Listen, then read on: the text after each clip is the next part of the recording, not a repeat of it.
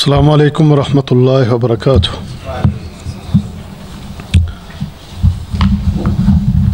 الحمد للہ رب العالمین والصلاة والسلام علی رسولہ الکریم وعلی آلہ وصحبہ اجمعین وبعد۔ اس کتاب کا صفحہ نمبر 20 اور اس میں جو سبق ہے شیخ الاسلام محمد بن عبد الوہاب رحمہ اللہ یہ کہتے ہیں کہ جان لو آپ کو اللہ اپنی اطاعت و فرمانبرداری کی رہنمائی فرمائے۔ حنیفیت ابراہیم علیہ السلام کا دین ہے۔ حنیفیت ابراہیم علیہ السلام کا دین ہے۔ دین ابراہیم کی حنیفیت کا مطلب یہ ہے کہ صرف اللہ تعالیٰ کی اطاعت اور فرمانبرداری میں تنہا اس کی عبادت کریں، جیسے حکم الہی ہے وما خلقت الجن والانس الا لیعبدون، کہ میں نے جنات کو اور انسانوں کو اس لیے پیدا کیا کہ وہ صرف میری عبادت کریں۔ تو یہ جو ابتدا ہوئی ہے اس آج کے سبق کی، تو اس میں شیخ نے جو سب سے پہلی بات کہی ہے وہ یہ کہ ہمیں اس بات کا علم ہونا چاہیے کہ اصل دین کیا ہے، اور اس سے پہلے ایک دعا انہوں نے کی ہے کہ اللہ اپنی اطاعت و فرمانبرداری کی رہنمائی آپ کو فرمائے، کیونکہ اطاعت و فرمانبرداری ہی ایک ایسی چیز ہے کہ جس مومن اور مسلمان کو یہ نصیب ہو گئی تو وہ دنیا اور آخرت دونوں جہانوں میں اس کے لیے باعث خیر، باعث برکت ہے، باعث عزت ہے۔ تو اس دعا کے بعد جس چیز کی طرف توجہ دلانا تھی وہ یہ کہ حنیفیت ابراہیم علیہ السلام کا دین ہے۔ تو پہلی چیز کہ دین ابراہیم کو اختیار کرنا یہ ہر مومن اور ہر مسلمان پر فرض ہے۔ ابراہیم علیہ السلام وہ نبی ہیں کہ جنہوں نے اللہ کے دین کے لیے، اور خاص کر جو توحید کا معاملہ ہے، اس توحید کے معاملے میں آپ نے بڑی تکلیفیں اور پریشانیاں اٹھائیں، اور ان تکلیفوں اور پریشانیوں کے باوجود آپ دین اسلام پر ڈٹے رہے، توحید کے پیغام پر آپ ڈٹے رہے، اور اس کے لیے گھر سے بھی مخالفت، باپ کی مخالفت، رشتہ داروں کی مخالفت، پوری رعایا، پوری حکومت، پورے ملک کی مخالفت، لیکن اس کے باوجود ابراہیم علیہ السلام وہ دین اسلام پر ڈٹے رہے اور دین اسلام کی دعوت بھی لوگوں کو دیتے رہے، اور توحید کا علم جو ہے وہ بلند کیے رہے۔ اس لیے اللہ تعالیٰ نے پھر یہ ابراہیم علیہ السلام کے بعد جتنی بھی ملتیں یا جتنی بھی قومیں آئیں ان سب کو اس بات کی اللہ تعالیٰ نے جو ہے نصیحت کی، حکم دیا کہ جو بھی امت، جو بھی نبی اور جو بھی امت آئے تو ان سب پر لازم ہے کہ وہ ابراہیم علیہ السلام کی جو ملت ہے، جو ابراہیم علیہ السلام کا راستہ ہے، اس کو اختیار کریں۔ قرآن حکیم میں نبی کریم صلی اللہ علیہ وسلم کو بھی یہی حکم دیا، ثم اوحینا الیک ان اتبع ملت ابراہیم حنیفا وما کان من المشرکین، کہ اے نبی محمد صلی اللہ علیہ وسلم ہم نے آپ کی طرف وحی کی، حکم دیا کہ ان اتبع ملت ابراہیم حنیفا، ابراہیم علیہ السلام کی ملت جو ہے اس کی اتباع کریں، اور ابراہیم علیہ السلام جو تھے وہ حنیف تھے، وما کان من المشرکین، اور وہ مشرک نہیں تھے۔ تو نبی کریم صلی اللہ علیہ وسلم، جیسے میں نے عرض کیا کہ پہلے بھی جتنے نبی آئے، جتنی ملتیں اور جتنے بھی قومیں آئیں ان سب کو یہی حکم تھا کہ نتبع ملت ابراہیم حنیفہ، ابراہیم علیہ السلام کی جو ملت، آپ کا جو طریقہ ہے، آپ کا جو راستہ ہے، اسے اختیار کرنا ہے اور اس کی اتباع کرنی ہے۔ اور یہ حکم چلتے چلتے اس امت کو بھی یہی حکم دیا گیا، تو نبی کریم صلی اللہ علیہ وسلم آپ نے اس راستے کو اختیار کیا اور اس راستے پر قائم رہنے کے لیے آپ دعائیں بھی کرتے۔ اور آپ نے دیکھا ہوگا ایک ذکر ہے صبح اور شام کا، تو صبح اور شام کے ذکر میں آپ باقاعدہ جو ہے یہ پڑھا کرتے تھے، اصبحنا علی فطرت الاسلام وعلی کلمۃ الاخلاص وعلی دین نبینا محمد صلی اللہ علیہ وسلم وعلی ملت ابینا ابراہیم حنیفہ وما کان من المشرکین۔ تو یہ ذکر آپ صبح بھی کیا کرتے تھے اور شام کو بھی آپ یہ ذکر کیا کرتے تھے کہ ہم صبح کرتے ہیں فطرت اسلام پر، دین اخلاص پر، نبی کریم صلی اللہ علیہ وسلم کے دین پر، اور ملت ابراہیم کہ جو حنیفیت پر مبنی ہے، اور ابراہیم علیہ السلام وہ شرک کرنے والوں میں سے نہیں تھے۔ تو یہ حنیفیت جو ہے یہ کیا ہے؟ جو حنیفہ کہ ابراہیم علیہ السلام حنیف تھے اور اسی حنیفیت پر قائم رہنے کا حکم تمام ملتوں کو ہے، تو یہ ہے حنیفیت ہے کیا؟ تو حنیفیت اس سے مراد یہ ہے کہ اخلاص کے ساتھ ایک اللہ کی عبادت کرنا، بس اس کے ساتھ کسی کو شریک نہ ٹھہرایا جائے، صرف ایک اللہ کی عبادت کی جائے، اللہ کا کوئی شریک نہ ٹھہرایا جائے، اور خالص آپ کا عمل وہ اللہ کی رضا کے لیے، اللہ کی عبادت۔ تو یعنی آپ اس عبادت میں کسی کو شریک نہ ٹھہرائیں، کسی کو اللہ رب العزت کی جو اس کی صفات ہیں، جو اس کا مقام ہے، جو اس کا مرتبہ ہے، جو اس کی شان ہے، جو اس کی عزت ہے، تو کسی کو بھی اللہ رب العزت کے ساتھ ایسے شریک نہ ٹھہرائیں کہ وہ صفات جو اللہ کی ہیں وہ لوگوں میں بیان کریں، غیر اللہ میں بیان کریں۔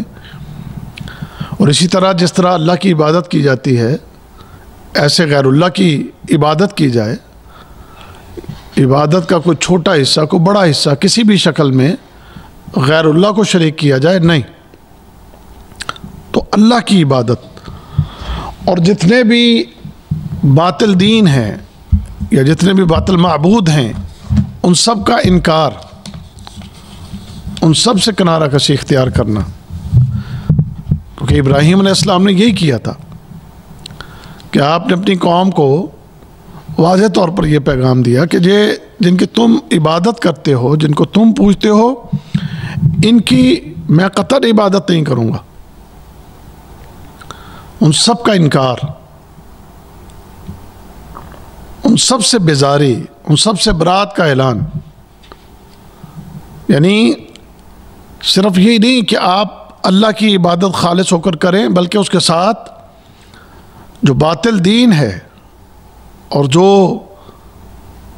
مشرک ہیں یا جنہیں اللہ کا شریک ٹھہرایا جاتا ہے ان سب سے بیزاری، ان سب سے لا تعلقی، یہ دین حنیفیت۔ تو ابراہیم علیہ السلام کا یہی عمل تھا کہ آپ نے کسی چیز کی پرواہ نہ کی اور اپنے ایک اللہ کے ساتھ اپنے تعلق کو جوڑ لیا اور سب سے اپنے منہ کو موڑ لیا، حتیٰ کہ اپنے باپ سے بھی، اپنے گھر، رشتہ دار، پوری رعایا سے، سب سے رخ پھیر کر رخ ایک کی طرف کر لیا اور وہ رخ اللہ کی طرف کیا۔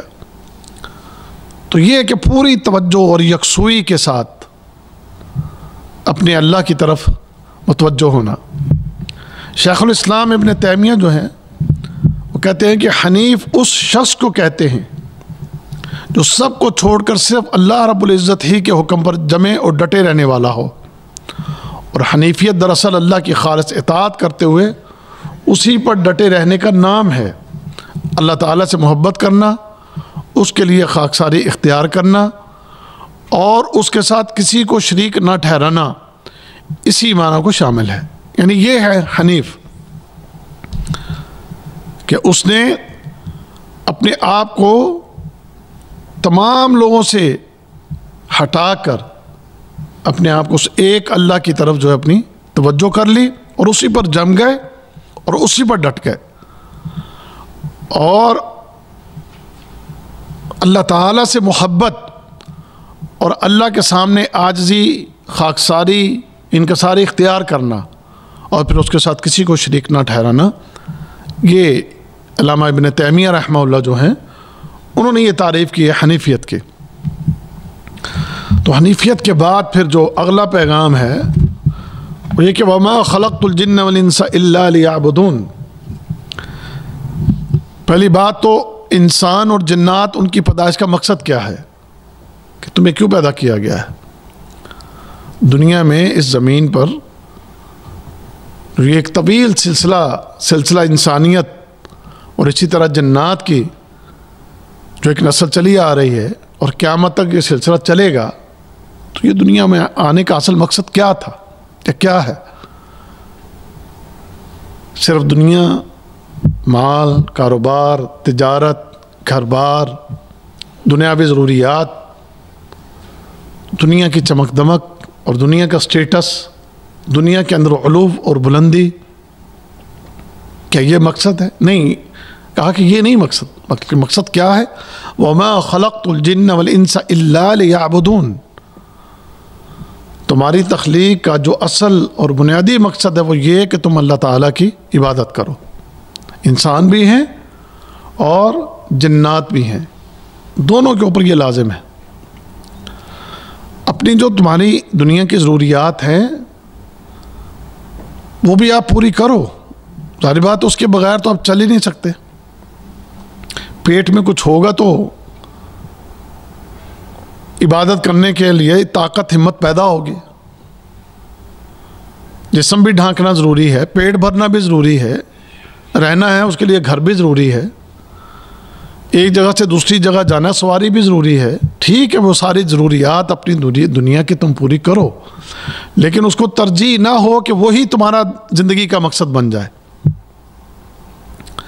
کہ زندگی کا مقصد ماٹو ایک ہی کہ بس دنیا, اور پوری توجہ دنیا کی طرف ہو جائے. تو یہ شخص حنیف تو نہیں ہے. پھر تو اس کا تو پورا دھیان جو ہے وہ دنیا کی طرف ہے. اور آج جس دور میں ہم ہیں, اس دور کی اکثریت اس کی نظر میں دین کچھ بھی نہیں ہے.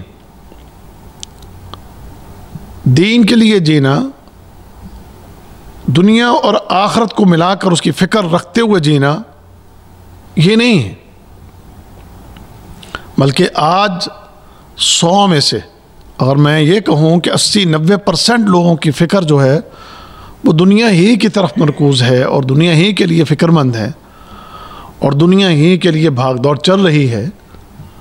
نہ انہیں عقیدہ توحید کا کچھ پتہ ہے, نہ انہیں نماز کا پتہ ہے, نہ انہیں ذکر الہی کا کچھ پتہ ہے, نہ انہیں کوئی اللہ کی طرف سے عائد کردہ احکام, فرائض, اس کی کوئی فکر ہے.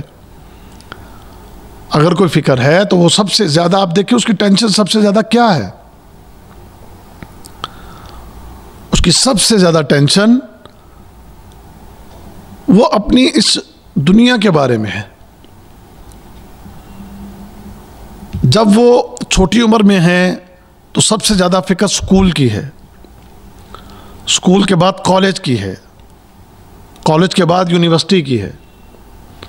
پھر اس کے ساتھ ساتھ دن رات اس کے خواب کیا ہیں کہ کیسے میں اس دنیا کے اندر اپنی مالی پوزیشن کو, اپنے دنیاوی سٹیٹس کو, اپنی کاروبار, آنے والے زندگی کے اندر کوئی بہترین جاب یا کوئی بہترین کام یا کوئی بہترین کاروبار وہ کیسے میں حاصل کر سکتا ہوں.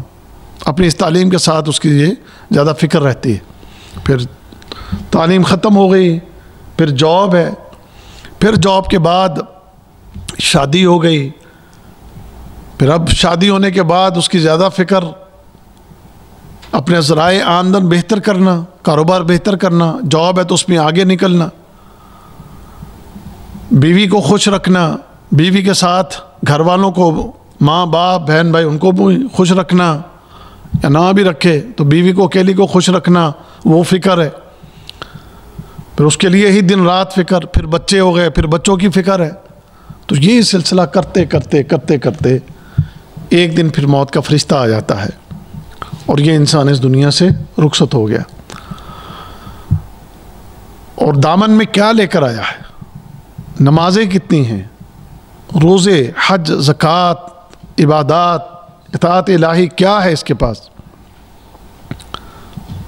تو آپ کبھی جائزہ لیں اپنے معاشرے کا کہ ہمارا معاشرہ اس حوالے سے کتنا متحرک، کیا تحرک ہے ان کے اندر، اور کتنی کوشش ہے، کتنی جستجو ہے. تو آپ کو زیادہ تر لوگ یہی ملیں گے کہ وہ اپنی پیدائش کے اس مقصد کو بالکل بھول چکے ہیں، اور ان کی پیدائش کا اصل مقصد جو بن چکا وہ یہی دنیا ہے. اور اس دنیا کے لیے دین کو ریجیکٹ کرنا، دین کا مذاق اڑانا، دین کے بارے میں الٹی سیدھی باتیں کرنا. اب تو یہ زمانہ آ گیا ہے، پہلے تو کوئی اللہ معاف کرے اتنی جرأت نہیں رکھتا تھا، لیکن آج تو اللہ کی پناہ ہے جہاں یہ سوشل میڈیا اتنا آزاد ہے. پہلے تو ایک میڈیا، ایک ٹی وی چینل ہوتا تھا، تو ٹی وی چینل کے ذریعے سلسلے چلتے تھے، لیکن اب آپ جانتے ہیں اب تو جناب سوشل میڈیا کا دور ہے، انٹرنیٹ کا دور ہے، سوشل میڈیا کا دور ہے، پھر ٹی وی چینلز کی بھرمار ہے. تو ان چینلز کے اوپر اور اسی طرح سوشل میڈیا کے اوپر دین اسلام کے خلاف بات کرنے والے، انہیں آپ دیکھیں گے کہ وہ بڑی جرأت کے ساتھ، بڑی ڈھٹائی کے ساتھ اپنی نجاست اور اپنی ناپاکی کا اظہار کر رہے ہیں. اور پھر اتنا بڑا یہ فتنے کا دور ہے کہ اس دور کے اندر مجال ہے کہ کوئی ان کو پکڑنے والا ہو، مجال ہے کوئی انہیں روکنے والا ہو، مجال ہے کہ کوئی اسلامی حکومت اور مسلمان حکمران انہیں پکڑیں اور ان کو سزا دیں کہ تمہاری یہ جرأت ایک اسلامی سرزمین پر مسلمانوں کے ملک میں رہتے ہوئے اور مسلمانوں والا نام رکھتے ہوئے تم اس طرح کی باتیں کرتے ہو، تمہاری یہ جرأت. لیکن کچھ بھی نہیں، کوئی پوچھنے والا ہی نہیں ہے. مولوی ہیں کوئی اپنا شوٹ ڈال رہے ہیں، یا کوئی دین کی محبت رکھنے والے کچھ لوگ ہیں وہ اپنا شوٹ ڈال رہے ہیں، لیکن حکومتی سطح پر ہمارے بڑے، ہمارے لیڈر، ہمارے راہبر، ہمارے رہنما، ان میں سے کسی نے اس چیز کے اوپر کوئی ایکشن لیا ہو تو اصل وہ کیوں نہیں لے رہے؟ ان کو پتا ہے کہ اگر ہم کچھ کہیں گے یا کچھ کریں گے تو عالمی طاقتیں ناراض ہوں گی، تو اللہ تعالیٰ ناراض ہوتا ہے، اللہ تعالیٰ غضبناک ہوتا ہے، تو اس بات کی کوئی فکر نہیں. لیکن عالمی طاقتیں کہیں ناراض نہ ہو جائیں، کہیں یورپ اس کا کلچر جو ہے، یورپ کو پسند کرنے والے، یورپ کے کلچر کو پسند کرنے والے اور یورپ کے اس کلچر کو مسلمانوں کے اندر پیدا کرنے کی کوششیں کرنے والے، کہ سب کے سب کہیں روٹھ نہ جائیں، ناراض نہ ہو جائیں، کہ غلط فہمیاں نہ پیدا ہو جائیں. تو یہ کیا ہے مقصد، کیا ہے ان لوگوں کا؟ یعنی دنیا. اگر یہ مقصد ہوتا کہ وما خلقت الجن والانس الا لیعبدون، میری تو بھی پیدائش، اصل تو مقصد ایک مسلمان کا یہ ہے، اللہ، اس کی عبادت، اس کی اطاعت، اس کی فرما برداری. وہ کیا کہتا ہے، کیا چاہتا ہے، کدھر چلنا ہے مجھے، کیا کرنا ہے مجھے، کس سے بچنا ہے مجھے. جب یہ بندہ کہ جس کی سوچ یہ بن جائے گی کہ میں نے زندگی کے ہر موڑ پہ اور ہر قدم پہ اپنے دین کو دیکھ کر چلنا ہے، تو اس نے اپنی زندگی کے مقصد کو سمجھا ہے. اور اگر جس ایک بندے نے اس فکر کو چھوڑ دیا اور اس کی پوری فکر دنیا ہی کی طرف ہے، تو پھر اس نے اپنے پیدائش کے مقصد کو نہیں سمجھا۔ تو ہماری اکثریت وہ جس طرف جا رہی ہے، جو حالات بنے ہوئے ہیں اور جو بن رہے ہیں، اور جیسے فتنے آ رہے ہیں، فتنے پھر جس ڈٹائی کے ساتھ میڈیا پر آ کر اپنی خباثتوں کا اظہار کر رہے ہیں، یہ بڑا خطرناک معاملہ ہے۔ ابھی کل پرسوں ایک انڈیا کے اندر ایک خبیث نے جا کر سپریم کورٹ میں جیسے اس نے ایک پٹیشن دائر کی جی کہ قرآن میں سے 26 آیتیں نکال دی جائیں۔ اب وہ کون ہے، اس کا نام کیا ہے آپ جانتے ہیں؟ مسلمانوں کا نام ہے۔ اہل تشیع جو ہیں ان کے گروہ کے ساتھ اس کا ایک تعلق ہے۔ اب اصل میں وہ خوش کس کو کر رہا ہے؟ اصل میں تو وہ خوش اپنے آقاؤں کو کر رہا ہے، کافروں کو کر رہا ہے، کافروں کی ایجنٹی کر رہا ہے۔ اس خبیث کو اتنا بھی نہیں پتا کہ کل تجھے مرنا ہے، اللہ کی بارگاہ میں پیش ہونا ہے۔ قرآن نے تو چیلنج کیے ہیں کہ کوئی اس کو تبدیل نہیں کر سکتا۔ سب سے بڑی بات اِنَّا نَحْنُ نَزَّلْنَا الذِّكْرَ وَإِنَّا لَهُ حَافِظُونَ، بات ہی ختم ہے۔ اب اس بات کو چیلنج کرنے کی جرت کر رہا ہے کہ بات دیکھو قرآن میں کتنی واضح آیت کہ قرآن کہہ رہا ہے، اللہ تعالیٰ فرما رہا ہے میں نے اس کو نازل کیا ہے، اس کی حفاظت بھی میں کروں گا۔ معاذ اللہ کہ اللہ تعالیٰ نے اس کی حفاظت کی جو بات کی ہے، معاذ اللہ ثم معاذ اللہ کہ وہ کوئی غلط کی ہے۔ لیکن آج لوگوں کو یہ جرت ہوگی کہ اپنی اس بات کا اظہار کھلے میڈیا پر آ کر رہے ہیں۔ تو یہ وہ لوگ ہیں کہ جن کا اصل مطمع نظر یا ان کی جو فکر ہے، ان کی جو طلب ہے، جو تڑپ ہے، وہ صرف یہ دنیا ہے، دنیاوی شہرت کے لیے، دنیا کے مال کے لیے، دنیا میں جو ہے اپنے سٹیٹس کو بڑھانے کے لیے، دنیا میں عزت پانے کے لیے۔ تو یہ انسان جو ہے اس نے اپنی پیدائش کے مقصد کو بالکل بھلا دیا ہے۔ تو وہ انسان خوش قسمت ہے کہ جس نے اس چیز کو یاد رکھا، اور وہ یاد رکھنے والے لوگ بہت تھوڑے ہیں، اور جو ہیں ان میں بھی آگے کئی کوالٹیاں ہیں، کئی خرابیاں بھی ہیں، خامیاں بھی ہیں، وہ تو ہر ایک میں ہوتی ہیں۔ لیکن دین حنیفیت پر جو لوگ ہیں وہ بہت تھوڑے ہیں کہ جس کی بات ہو رہی ہے، حنیفیت، خالص اللہ کا ہو جانا، سب سے اپنے رخ کو کاٹ کے اپنا رخ اپنے اللہ کی طرف کر لینا، پھر اس کی عبادت کرتے ہوئے کسی کو اس کا شریک نہ ٹھہرانا، اور پھر ایک ہی سوچ ہے کہ میرا رب مجھ سے راضی ہو جائے، میرا خالق، میرا مالک مجھ سے راضی ہو جائے۔ دنیا کے غم، تکلیفیں، پریشانیاں، مسائل، مصائب، تنگ دستی جو بھی ہے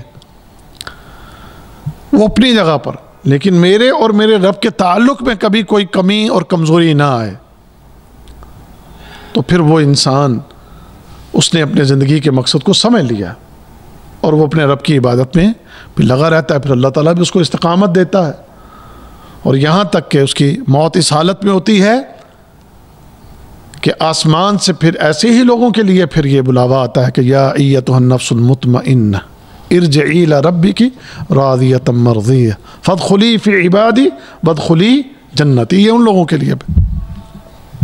تو لہذا وما خلقت الجن والانس الا لیعبدون۔ اب اسی کے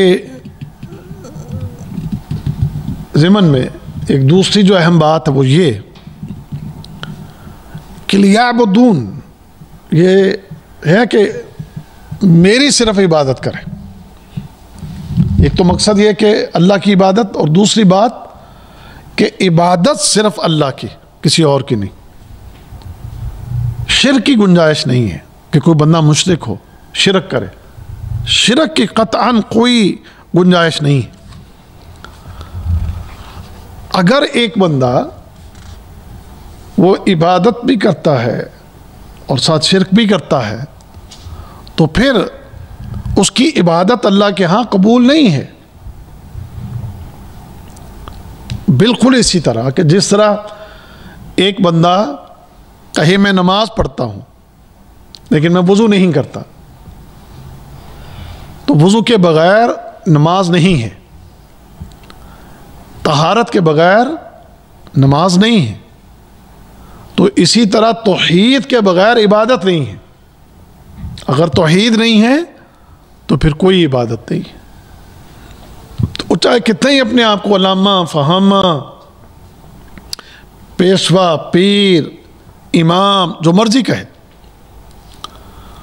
ماتھے پر اس کی محراب بھی بن چکے ہوں اور اس کی داڑھی بھی بہت لمبی ہو، پگڑی بھی سر پر ہو، لیکن اگر توحید نہیں ہے تو نہ وہ پگڑی کسی کام کی، نہ وہ داڑھی کسی کام کی، نہ اس کی امامت کسی کام کی، نہ اس کا پیشوا ہونا اس کے کسی کام آئے گا، نہ اس کی نماز اس کے کسی کام آئے، نہ اس کا حج اس کے کسی کام آئے، نہ اس کی کوئی خیرات، کوئی صدقہ، کچھ بھی اس کے کام نہیں آئے، بلکہ اس بندے کے جو اعمال ہیں وہ اعمال برباد ہو جاتے ہیں، اعمال بھی برباد۔ جیسے اللہ تعالیٰ نے نبی کریم صلی اللہ علیہ وسلم کو وَلَقَدْ أُوحِيَ إِلَيْكَ وَإِلَى الَّذِينَ مِن قَبْلِكَ، اے محمد صلی اللہ علیہ وسلم کہ بے شک ہم نے آپ پر وحی کی اور جو آپ سے پہلے ہیں ان پر بھی ہم نے یہی وحی کی تھی کہ لَإِنْ أَشْرَكْتَ لَيَحْبَطَنَّ عَمَلُكَ وَلَتَكُونَنَّ مِنَ الْخَاسِرِينَ، کہ یہ وحی اے محمد صلی اللہ علیہ وسلم صرف آپ ہی پر نہیں بلکہ آپ سے پہلے بھی جتنے بھی نبی آئے ہیں ان سب کی طرف یہ وحی کی گئی، سب کو یہ پیغام دیا گیا کہ توحید نہیں ہے تو کوئی عمل قبول نہیں، اور جو عمل کیے ہیں اگر شرک کیا تو وہ تمہارے کیے ہوئے سارے عمل جو ہیں وہ برباد ہو جائیں گے، سارے عمل برباد ہو جائیں گے۔ بلکہ ایک جگہ جو 18 کے قریب انبیاء ہیں، ان 18 کے قریب انبیاء کا نام لے کے اللہ تعالیٰ نے اس بات کا تذکرہ کیا، اور آخر میں ان کے بارے میں خالق کائنات نے کیا فرمایا؟ فرمایا کہ اگر یہ سب شرک کر لیتے وَلَوْ أَشْرَكُوا لَحَبِطَ عَنْهُمْ مَا كَانُوا يَعْمَلُونَ، سورۃ الانعام میں وَلَوْ أَشْرَكُوا لَحَبِطَ عَنْهُمْ مَا كَانُوا يَعْمَلُونَ، سورۃ الانعام میں آیت نمبر 88 ہے، وہاں پر 18 نبیوں کا نام لے کر۔ اب مجھے آپ یہ بتائیں کہ اگر ایک نبی، ایک رسول، اس کے بارے میں اگر یہ قاعدہ اور یہ اصول بیان ہو رہا ہے کہ اگر ان میں سے کوئی شرک کر لے یا شرک کر لیتا تو ان سب کے عمل برباد ہو جاتے، ان کی محنتیں، ان کی کوششیں، ان کی دعوت، تبلیغ، لیل و نہار کی عبادات، ان کے جہاد، ان کی قربانیاں، یہ کچھ چھوٹے عمل نہیں ہیں، بہت بڑے بڑے عمل ہیں۔ اس لیے عقیدہ توحید کا معاملہ، جیسے ہم بار بار کہتے ہیں آپ لوگوں کو کہ یہ چیز بڑی اہم ہے، اس بارے میں کوئی کوتاہی اور کوئی کسی قسم کی کمی اور کوئی غفلت جو ہے وہ اللہ کے ہاں اس میں کوئی نرمی نہیں ہے، کوئی لچک نہیں ہے کہ آپ شرک لے کر کل اللہ تعالیٰ کے ہاں آئیں اور سمجھیں کہ آپ کو معاف کر دیا جائے گا۔ نہیں، ہم مرنے سے پہلے پہلے توبہ کی توفیق ہو جائے تو الحمدللہ، مرنے سے پہلے کوئی ایسا اللہ تعالیٰ کا کرم ہو جائے کہ انسان توبہ کر لیتا ہے اور پلٹ آتا ہے اور عقیدہ توحید کو سمجھ لیتا ہے اور اپنی اصلاح کر لیتا ہے تو وہ بچ گیا، اور اگر وہ اپنے آپ کو درست نہیں کرتا، اس کا عقیدہ ٹھیک نہیں ہوتا، نماز بھی پوری ہے، تکبیر اولیٰ سے پڑھتا ہوگا، مسجد میں ممکن ہے گھنٹے 2-4 گھنٹے بیٹھ کر ذکر الہی بھی کرتا ہوگا، حج بھی کیے ہوں گے، جہاد بھی کیے ہوں گے، بڑے عمل کیے ہوں گے، لیکن عقیدہ ٹھیک نہیں ہے تو ایک تو پہلی بات کہ اس کے سارے عمل برباد، کوئی عمل قبول نہیں، اور دوسری بات کہ قیامت کے دن جب اللہ تعالیٰ کے ہاں پیش ہوگا تو ایک بڑا واضح اعلان ہے. وہ اعلان کیا؟ ان اللہ لا یغفر ان یشرک بہ ویغفر ما دون ذلک لمن یشاء. اللہ تعالی شرک کرنے والے کو معاف نہیں کرے گا اور اس کے علاوہ جس چیز کو چاہے گا، جس گناہ کو چاہے گا اس کو معاف کر دے گا. لیکن مشرک کے لیے کوئی معافی نہیں. اور اس کے لیے انجام کیا ہے کہ انہ من یشرک باللہ، کہ جس کسی نے بھی شرک کیا فقد حرم اللہ علیہ الجنہ ومأواہ النار وما للظالمین من انصار. کہ جس کسی نے شرک کیا تو اللہ تعالیٰ اس پر جنت کو حرام کر دے گا، جنت حرام ہو جائے گی. اور اس کا ٹھکانہ کیا ہے؟ اس کا ٹھکانہ آگ ہے. اور وما للظالمین من انصار، اور ظالموں کا کوئی مددگار بھی نہیں ہوگا، کوئی گنجائش نہیں. ایک تو جنت حرام، اور دوسرا ہمیشگی کے لیے اس کا ٹھکانہ کیا ہے؟ وہ آگ ہے، اور پھر اس کی کوئی مدد بھی نہیں کی جائے گی. تو اس لیے یہ بات بڑی اچھی طرح سمجھ لینی چاہیے. جو یہاں پر اس سبق میں شیخ نے جو فرمایا ہے، جو یہاں بات کی گئی کہ توحید خالص کے بغیر کوئی بھی عبادت نہیں ہو سکتی. کہ جیسے کوئی نماز بغیر طہارت اور وضو کے صحیح عبادت نہیں ہو سکتی، کیونکہ جب عبادت میں شرک داخل ہوتا ہے تو اسے برباد کر دیتا ہے. بالکل اسی طرح جیسے وضو ٹوٹنے سے طہارت باطل ہو جاتی ہے، اور اسی طرح جب شرک عبادت کے ساتھ مکس ہو جائے تو وہ شرک تمام کے تمام اعمال کو برباد کر دیتا ہے اور کوئی عمل باقی نہیں بچتا. اور اس شرک کی وجہ سے ہمیشگی کا ٹھکانہ جو ہے وہ جہنم ہے. تو اس لیے توحید کی اہمیت کو جاننا، اور شرک کی وجہ سے جو فساد ہے اور جو اس کی وجہ سے ایک مسلمان کو، ایک انسان کو شرک کی وجہ سے آگے جو اذیتیں یا جو عذاب اس کو دیکھنا پڑ سکتا ہے، اس انسان کو اس کا جاننا بہت ضروری ہے کہ وہ یہ جان لے. اور جب وہ اس بات کو جان لے گا تو پھر وہ کبھی بھی یہ خباثت نہیں کرے گا، کبھی بھی وہ یہ خرابی نہیں کرے گا. اور جیسے ہم نے پچھلے دروس کے اندر یہ بات پڑھی تھی کہ جس میں موضوع ہمارا اصول ثلاثہ کا جو پیچھے چلا تھا کہ اس کو معرفت ہو، دین کی معرفت ہو، معرفت الہی ہو، اور نبی کریم صلی اللہ علیہ وسلم کی معرفت ہو. جب وہ معرفت اس کو حاصل ہوگی تو پھر امید ہے کہ وہ اپنے آپ کو شرک سے بچائے گا. توحید کا علم حاصل کرنا ہر مسلمان کے لیے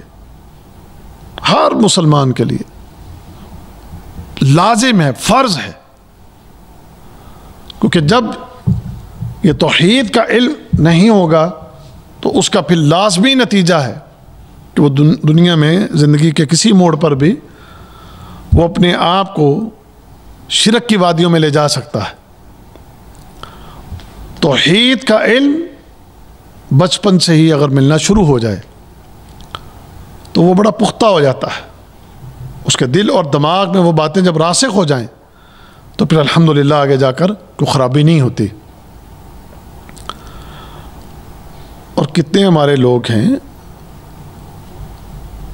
کہ جنہوں نے اسکولوں میں، کالجوں میں، یونیورسٹیوں میں پھر آگے بڑی اعلیٰ قسم کی ڈگریاں بھی حاصل کر لی ہیں، لیکن آج تک انہیں عقیدہ توحید کے بارے میں صحیح نالج نہیں، علم ہی نہیں. لیکن ہونا یہ چاہیے تھا کہ بچپن سے جب پہلی کلاس شروع ہوتی ہے اس وقت سے یہ عقیدہ توحید کی تعلیم دینا شروع کر دی جائے، توحید دل و دماغ کے اندر بٹھا دی جائے. لیکن وہ نہیں ہے.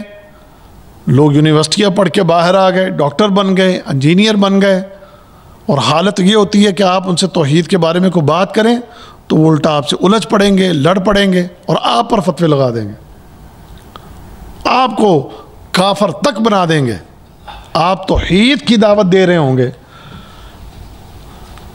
لیکن آپ پر کفر کا فتویٰ لگ جائے گا اور خود پکے مومن شرک بھی کر رہے ہوں گے, اللہ کے ساتھ غیر اللہ کو لا کر کھڑا کر رہے ہوں گے, اللہ کی صفات غیر اللہ میں ثابت کر رہے ہوں گے اور آپ اس کی نفی کر رہے ہوں گے, تو وہ آپ کو کافر کہہ دے گا اور اپنے آپ کو پکا مومن کہہ دے گا, جبکہ وہ پکا شرک کرنے والا. تو سبب علم نہ ہونا, تو اس لیے یہ بہت اہم ہے اور بہت ضروری ہے کہ اس کا علم ہو ہمیں بھی, آپ کو بھی, ہمارے بچوں کو بھی, ہر مسلمان کو. اس لیے ہم تنبیہ کرتے ہیں اپنے آپ کو بھی اور اپنے تمام سننے والوں کو کہ خود بھی توحید کا علم پختہ کریں اور اپنے آنے والی نسلوں کو ان کے بچپن سے ہی توحید کا جو علم ہے وہ انہیں ضرور وہ علم سکھائیں, وہ تعلیم انہیں ضرور دیں. اللہ تعالیٰ سے دعا ہے اللہ تعالیٰ مجھے آپ کو ہم سب مسلمانوں کو سمجھنے کی اور عمل کرنے کی توفیق عطا فرمائے. اللہ تعالیٰ اپنی رحمت فرمائے, اپنا دین سیکھنے اور سکھانے کی اللہ تعالیٰ توفیق عطا فرمائے, اس کے لیے اخلاص عطا فرمائے اور اللہ تعالیٰ قبول فرما لے. وآخر دعوانا الحمد للہ رب العالمین. سبحانک اللہم و بحمدک اشہد ان لا الہ الا انت استغفرک و اتوب الیک.